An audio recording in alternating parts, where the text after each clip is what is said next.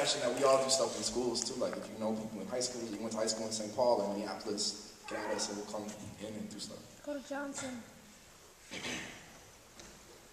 I'm standing in a school or a submarine. Everything is gray and the walls can almost kiss each other. Children avalanche around my legs, flowing into one another, their faces erased by their sheer numbers. It is too dark here. And my job these days is to turn all the lights on and pretend to be brave. We smell like unused paintbrushes. The air is still, hanging just over this river or this sewer pipe full of hands and shoes and teeth. I see a teacher in a window with smiley face painted onto a crash test dummy. I forget where I'm going.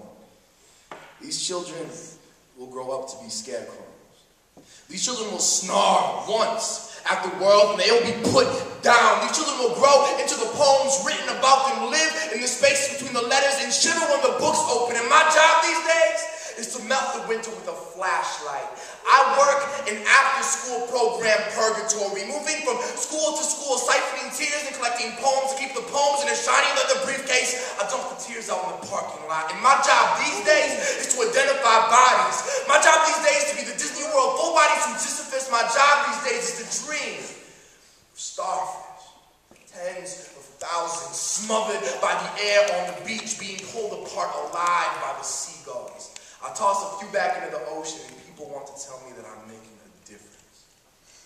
There is no rhyme and triage, only necessity. And these children, well, they need something more than another plucky white woman to pry them open and extract their genius. Or one more straight A teach for America mirage trying to save them. Or one more positive male role model teaching them how to write poetry. And my job these days is to be one more positive male role model teaching them how to write poetry.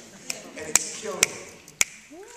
A teacher once told me that this is the curse of direct service. Yes, we make a difference. There's not enough of one. We are the bricks in a haunted house, doing an admirable job keeping the ceiling from collapsing, but not able to remove the evil from the air. And my job these days is to be a half exorcist. My job these days is to be a superhero in a coma, strip mall Santa Claus. My job these days is to blindly feel my way through the jagged corners of these schools and not bleed too much. And suddenly I remember why I'm going. Guidance counselor. Who was concerned that one of my students might be unstable because she wrote a poem about death. Not knowing that death and suffering are pretty much all 13-year-olds right about.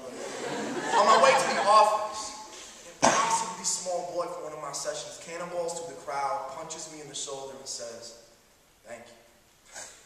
His name is Brian. He says thank you and means it, and I'm stuck. Somewhere between you're welcome and I'm sorry. I'm stuck staring at banners. Attitude is everything. No child left behind. I love my school. I'm stuck.